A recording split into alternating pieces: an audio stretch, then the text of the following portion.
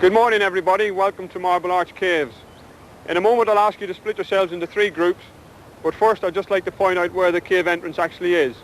We'll be going down through the trees to your front here, which I think you'll like because it is actually a nature reserve, very pleasant. When you get into the caves you'll find that part of your journey is by boat through an underground lake. Don't worry, just relax and enjoy it. You'll be accompanied by a fully qualified guide throughout.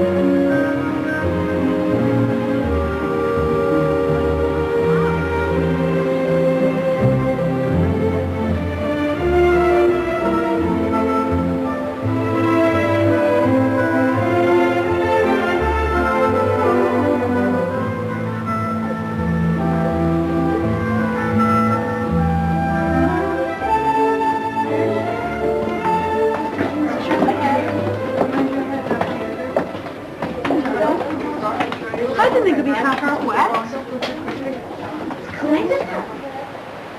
Right children, here we are down within the caves themselves. As you can see on all sides we're now surrounded by solid rock. In effect you've come back 300 million years in history. The rock surrounding you has been here for that length of time. Man only really knew about these caves for perhaps the last few hundred years, and it was only in 1895 that a famous French cave scientist or speleologist came to the Marble Arch area and carried out the first scientific survey of the cave.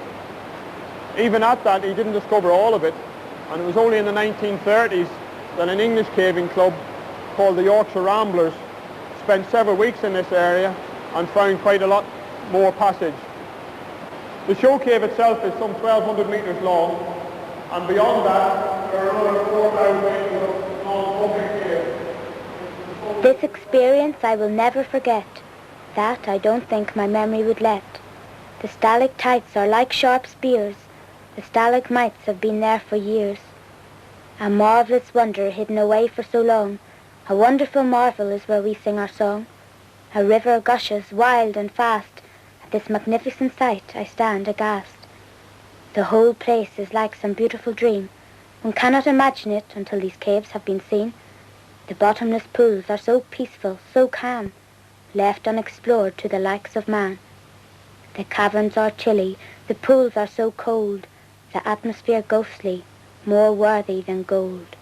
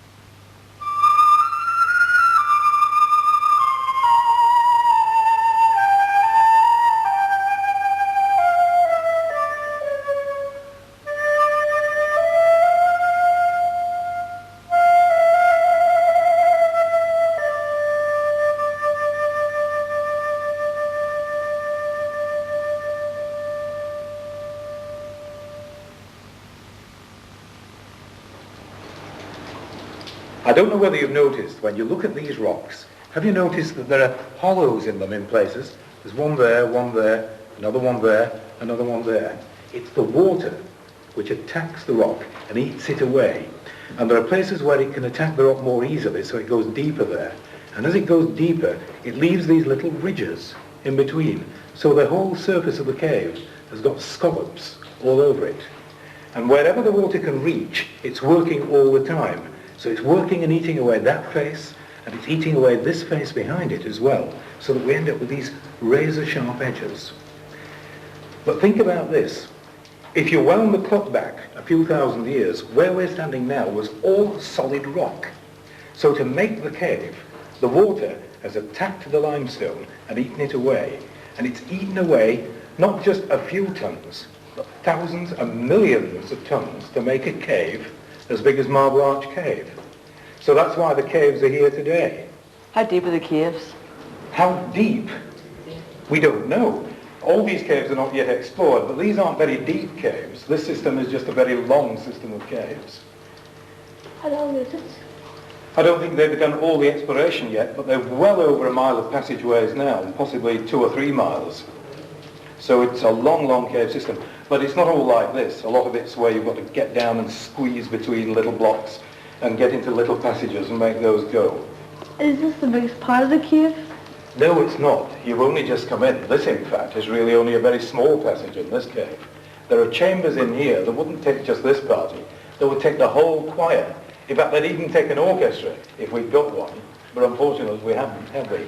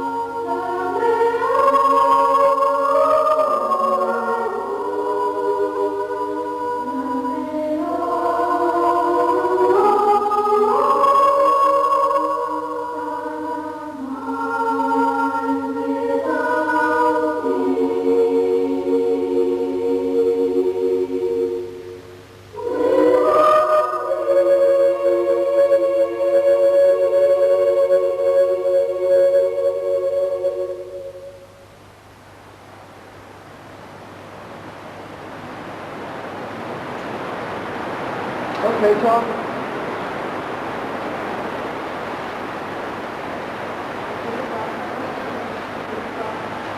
cavers have just come out of the flyover there and climbing down this short pitch on an electron ladder. Before the show cave was started, this was the only way into Screen Hill 1, which is this part of the cave.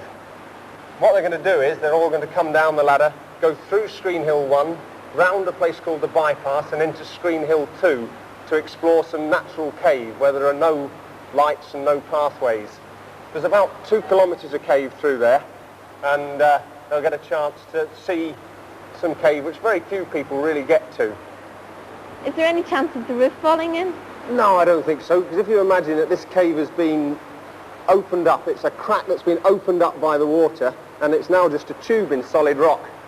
Thousands of gallons of water rushes through here without anything falling off, so no, I don't think there is any chance of the roof collapsing. Do you have to move any boulders in order to get further into the deeper caverns? Right, when they were initially exploring these caves, the first people into the caves, they did have to move some boulders in that place they called the Bypass. Just a few boulders pushed aside in a very old collapsed area, and then they burst through into more really big passage, so just a little bit, yeah.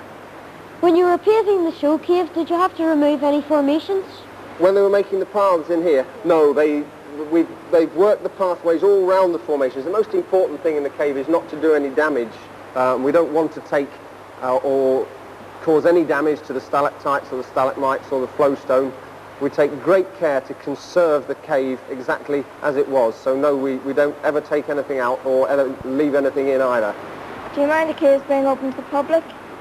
No, I think it's great that other people can see what we experience. I don't think it'll ever be quite what we see when we walk in through a natural cave without any normal lighting. We often don't see as much as people are going to see here because of all the great lighting and everything. We've only got this little light on our heads. So, no, I think it's great that everybody can get in and see what a fantastic place underground is. We must away, we have but a second to run. Away, more time to charge. A second and we must away from home. The pleasure that's time for all. The door is saying to keep the heart for charm to turn the light again and break we out. The time for time to charge. A second and we must away. Must away, must away, must away, must away, must away, must away. The time of the first and last of the the top we solid and precious and touch the shame, oh shame, if there thou seest the day with a heart or shame, shall we and shine the touch away. We must away, we must away. We have but a second to go, and follow you away,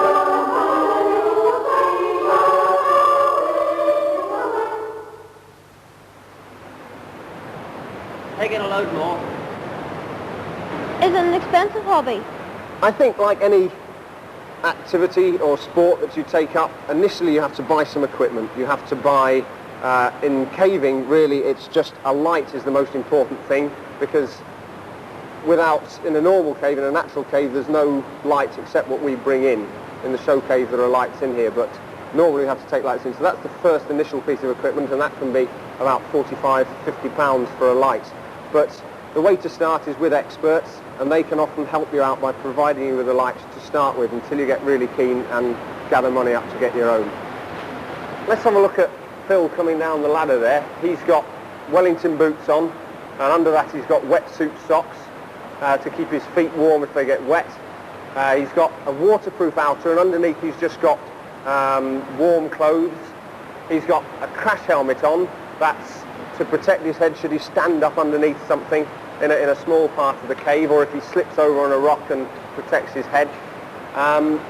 He's on the top of his helmet, he's got an acetylene lamp like mine, and that's being fed with gas from that canister you can see hanging on his waist. The one other thing he's got is a box, you see an ammunition box there, and that's got emergency equipment in.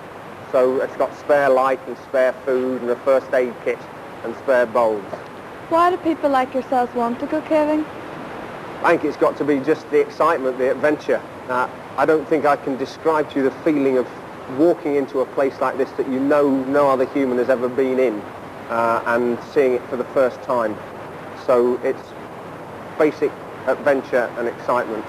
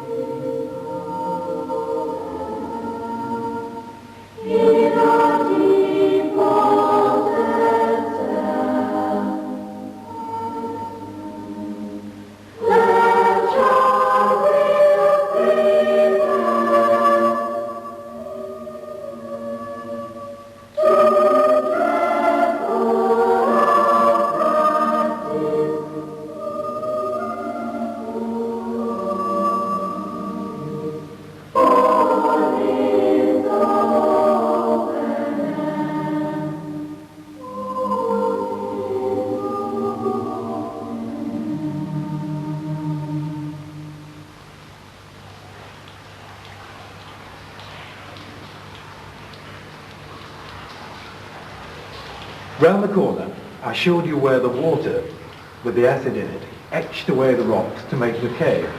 Now it's obvious that if the water is dissolving away the rock, dissolved in the water is the lime, all right? Now there are some places in this cave where there is so much lime in the water that when the water actually gets through into the cave again and begins to give off gas and evaporate, the lime actually comes back into existence as little crusts and little grains. And so the lime can be laid down again. But when it is, it doesn't look like the ordinary rock in the cave. It looks like this, because if you look under this boulder, can you see where the water, rich in lime, is dripping in? And where it comes in and hangs in the droplets, lime is deposited. And it gives us these little stumpy, downward-pointing structures, and they're called stalactites. You've all heard of stalactites, haven't you? In this cave, there are some really big and impressive ones, but at the moment we're looking at some little stumpy ones forming. And if you look behind you, you'll be able to see that there are a number up on the ledge at the back, smooth and creamy, where the water, rich in lime, can you see it, oozing out of the back, is running down continuously right to the edge.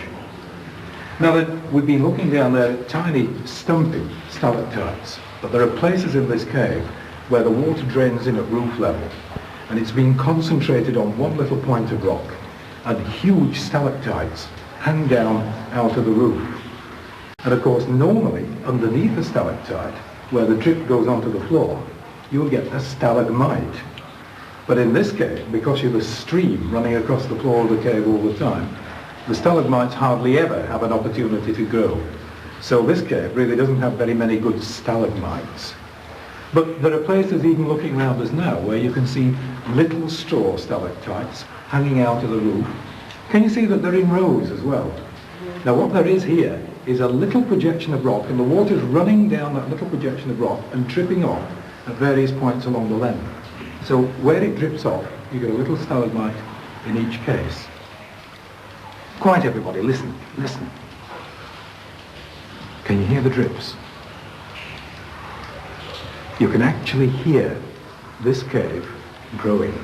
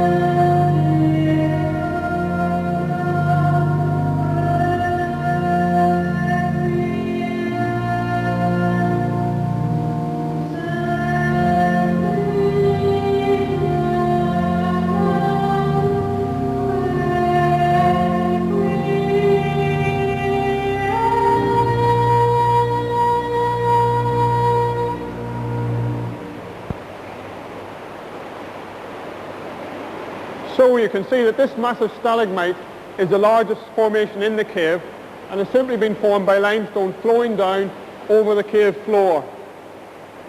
Right, does anyone have any more questions? Okay, well that's the end of the tour. Did you all enjoy it? Yes.